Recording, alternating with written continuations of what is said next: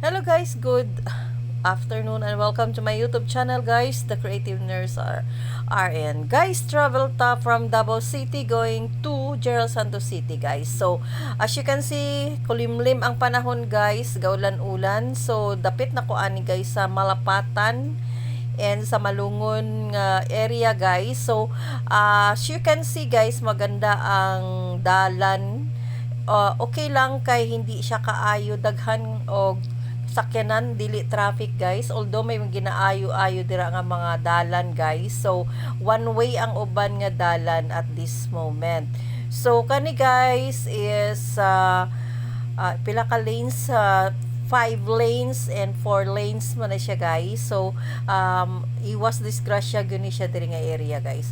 Ang view ani guys sa lugar is gwapo kay daghan bukid, then wide ang ang kalsada guys, tapos lingaw-lingaw lang ta guys habang nagabiyahe, even though ang panahon guys makita nimo dili kaayo siya init, makulimlim lang ang panahon guys kay nagaulan sa Malapatan area, pero sa Malungon dili kaayo, and it's already like 5:25 PM in the afternoon. So padulong nag-evening gyud ni siya guys.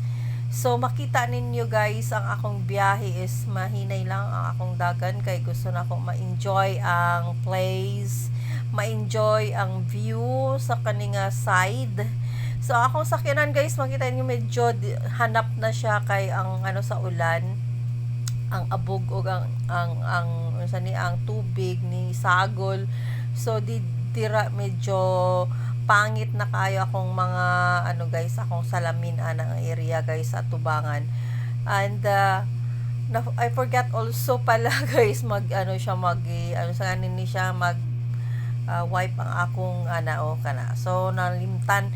So karon guys, okay na siya. Then ganahan jud ko animo travel diri guys kay gwapo ang dalan, dili lubak-lubak, walay ka ng medyo kanang bumpy kaayo nga area, and maagiya na to guys. As you can see the guys, so ngit-ngit na siya kay gaulan na siya guys, bago lang nahuman ang ulan. Then bukid-bukid in this area pala guys is daghan kay mga mangga, as their primary products gyud is mangga. Lami kayo guys kay tamis kayo ilang mangga in this area. Tapos barato lang, 50 pesos makapalit na ka isa ka kilo.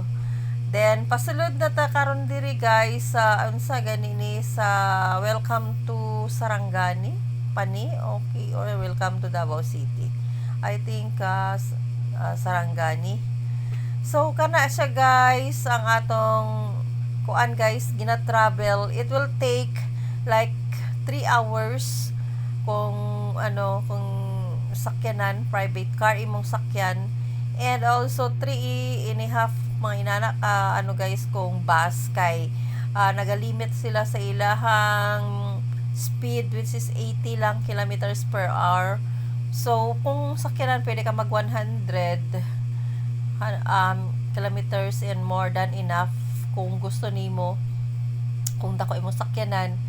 Pero kung sa sedan guys, ang akong dagan lang is like 100 kilometers per hour. Di lang siya kayo kusog. And lingaw na lang pud ka kay habang pa music habang drive. So I hope one day guys maka-travel pud mo in ani diri nga area from Davao City to General Santos City and vice versa. So may mga ang mga balay diri guys is not that big.